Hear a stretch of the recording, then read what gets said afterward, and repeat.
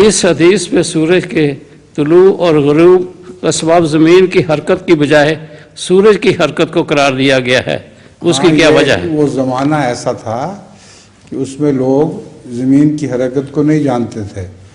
قرآن کریم میں اگرچہ بڑی قطعی طور پر یہ لکھا ہوا ہے کہ زمین حرکت کر رہی ہے، مگر وہ زمانے کے مطابق بات کرتے تھے رسول اللہ صلی اللہ علیہ وسلم۔ اس زمانے میں اگر یہ کہا جاتا کہ زمین حرکت کرتی ہے سورج نہیں کرتا تو اس سے بہت کفر پھیل جاتا، اور مشرکین بھی تھے اعتراض کرنے والے، اور صحابہ کو بھی اس بات کی سمجھ نہیں آنی تھی۔